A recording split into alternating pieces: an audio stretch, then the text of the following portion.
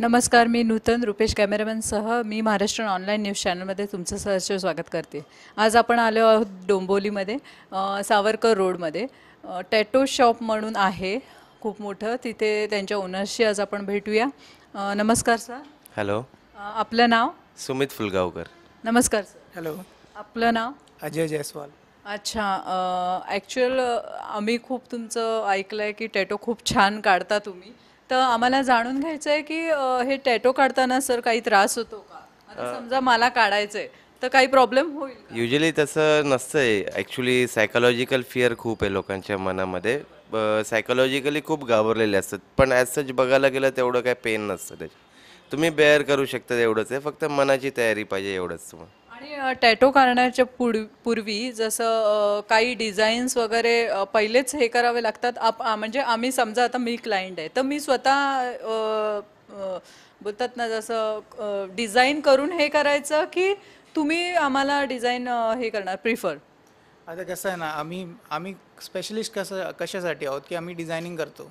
तर समजा तुमच्या काही मनात असेल डिझाईन की तुम्हाला असं असं पाहिजे, तुम्ही आर्टिस्ट नाही आहात, सगळे नसतात म्हणजे, पण तुम्हाला काहीतरी अशी इच्छा आहे की तुम्हाला ही काढायची सिमिलर नको आहे, तर त्याच्यासाठी आम्ही हेल्प करतो.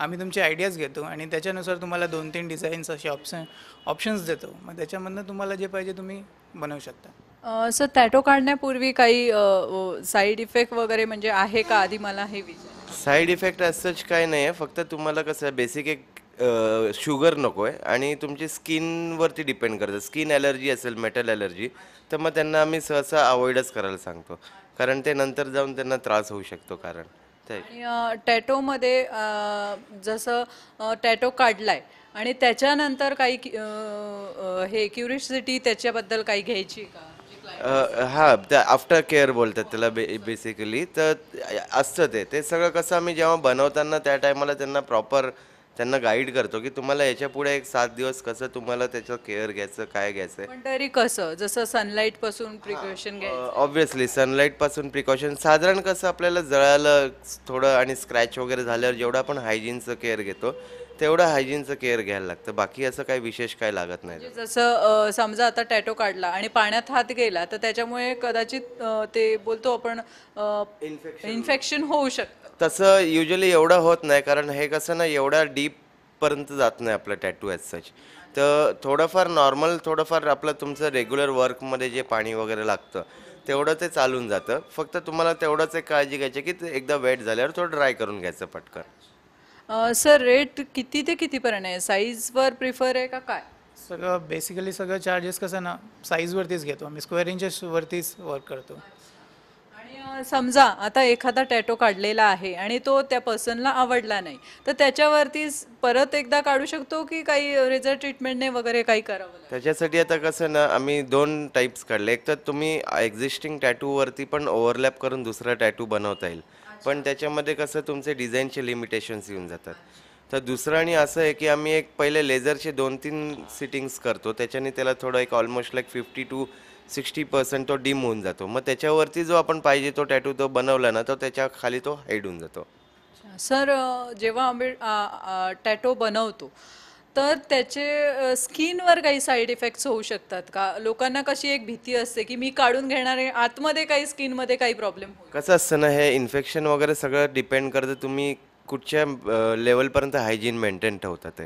आता बेसिकली आमचं कसं आहे, आम्ही हायजीनसाठी फार कीन आहेत, कारण आपण स्किनशी डील करतोय. उगाच जाऊन आपण हाऊस म्हणून करतो, उद्या जाऊन काही त्रास नको व्हायला. तर जेवढे पण आमचे मटेरियल असतात हे जसे सर्जिकल जे आपले येतात त्या हिशोबाने सगळे स्टरलाइज्ड असतात. त्याच्यामुळे आम्ही एकदम कॉन्फिडेंटली सांगतो की तुम्हाला स्किनचा काहीच इश्यू होणार नाही. मी ऐकलंय जसं तुम्ही टॅटोचे क्लासेस वगैरे पण आता इथे स्टार्ट केलेले आहे, काही सांगणार त्याविषयी? कसं आहे, बेसिकली टॅटूचे क्लासेस घेतो आम्ही, पण जे एकदमच खरंच जे इंटरेस्टेड असतात ते सिलेक्टेड आम्ही स्टुडंट्सला घेतो. आणि हे ॲक्च्युअल असं पण आहे की तुम्ही बघता का, पहिले एक्झाम घेता का की हे आर्टमध्ये आहे का, ड्रॉइंग वगैरे त्यांचं क्लिअर असलं तरच तुम्ही त्या स्टुडंटला घेता की काय? म्हणजे तुमचं बरोबर. ते आर्ट कसं ना बेसिक एक थोडीशी लँग्वेज असते आर्टमधली, ती तरी थोडीशी यायला पाहिजे. म्हणजे कसं ना याच्या पुढे मग त्यांना शिकायला पण थोडं सोपं पडतं. तर ते ड्रॉइंग वगैरे तुमचं हँडवर्क हे फार कंपल्सरी आहे त्याच्यासाठी. आणि फी किती आहे त्याची? साधारण एक 55 to 60,000 फीज जाते आपली त्याची. आणि किती मंथ्सचा कोर्स आहे प्रॉपर?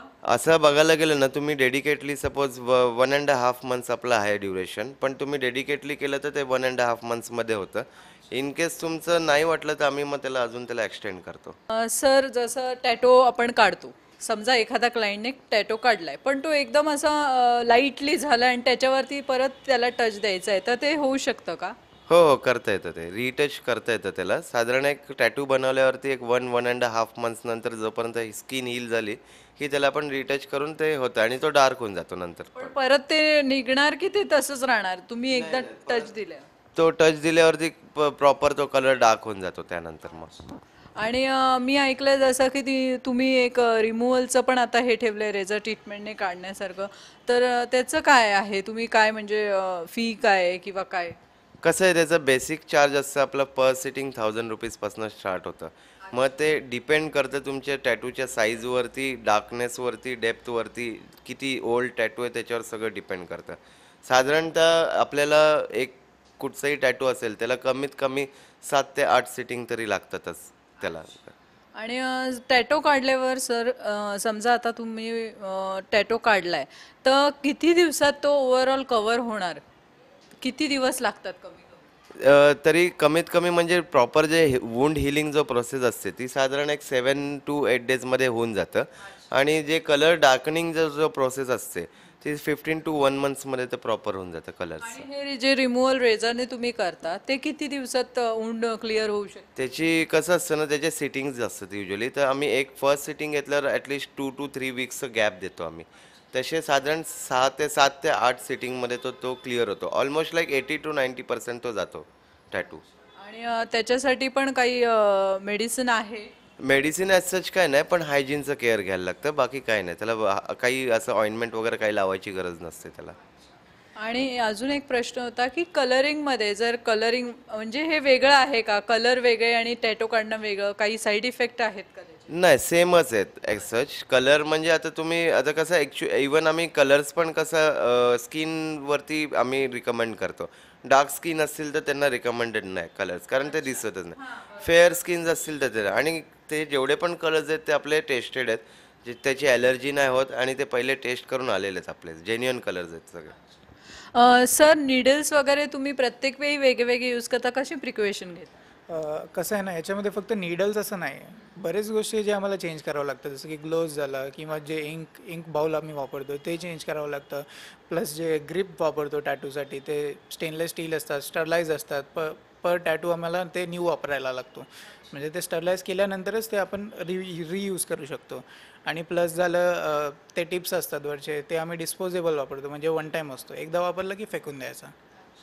आणि मी जसं ऐकलंय की इथे डोंबिवलीमध्ये स्पेशली भरपूर ब्रँचेस आहेत, पण तरी पण क्लायंट्स इथेच, भरपूर क्राऊड असते इथेच येतात का?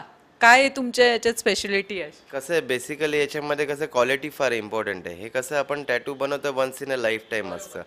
त्यामुळे कसं आहे ना, आणि जे कोण आमच्याकडे बनवून गेलेले आहेत ते लोक बरोबर दुसऱ्यांना तेच रिकमेंड करतात, तुला करायचं असेल तर इथेच आहे. कारण त्यांना माहिती आहे बेस्ट फिनिश मिळेल, डिझाईनमध्ये त्यांना चांगले ऑप्शन्स मिळतात. बेसिकली आमचं मेन कॉन्सन्ट्रेशन असतं डिझायनिंग, कारण डिझायनिंगच फार इम्पॉर्टंट आहे. कारण ते once in a lifetime बनणार आहे तुमचं, त्याच्यावरती आम्ही जास्ती टाईम स्पेंड करतो. आणि एंड ऑफ द डे कसं आहे ना, पूर्ण झाल्यावरती आमचे क्लायंट सॅटिस्फाईड असतात. त्यामुळे ते बरोबर दुसऱ्यांना पण ते रिकमेंड करतात की इथेच आहे म्हणून. आणि इथे टायमिंग काय तुमच्या शॉपचं? युजली आपलं 11:30 to 8:30 असतं. डेली 7 days ओपन असतं.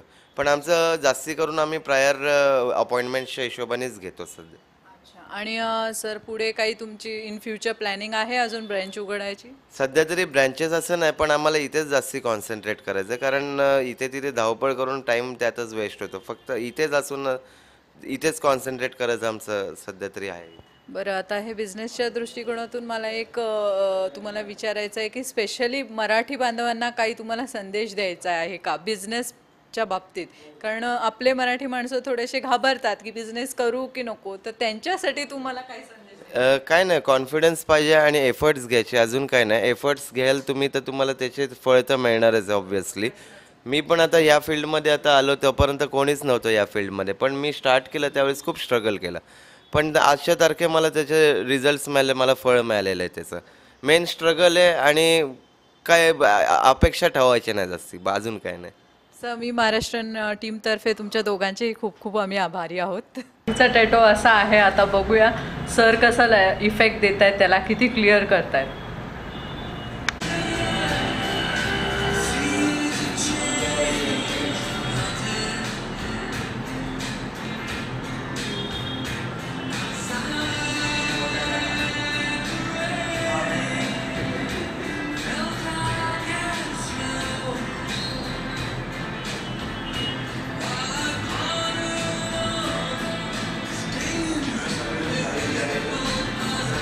टॅटोवर आता फिनिशिंग देऊन दुसऱ्या टॅटो.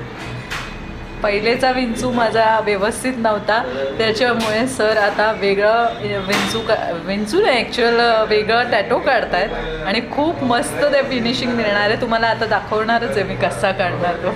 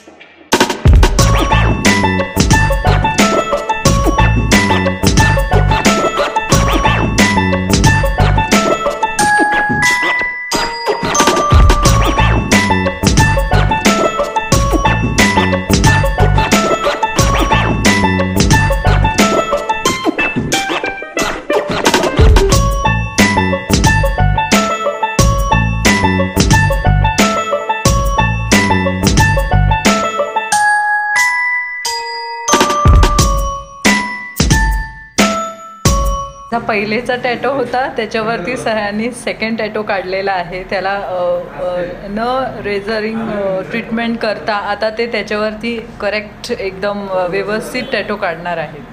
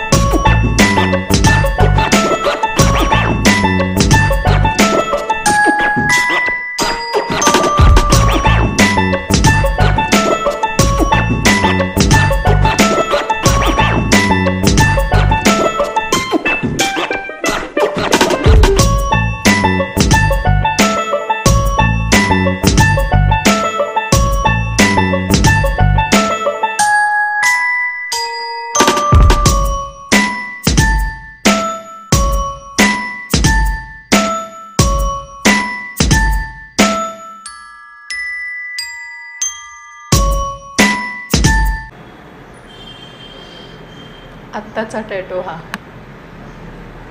पहिलेचा होता, त्याच्यावरतीच हा दुसरा काढून एकदम त्यांनी खूप मस्त क्रिएटिव्हिटी दाखवली आहे की तो विंचू जरासुद्धा दिसत नाही आहे याच्यात. Wow, it's amazing. पहिले जो विंचू होता तो सरांनी प्रॉपर आता हे केलं आहे, कव्हरअप करून त्यांनी वेगळा एक कलरफुल टॅटो हे केला आहे, त्याच्यात दिसतसुद्धा नाही आहे पहिल्याचं विंचू. इट्स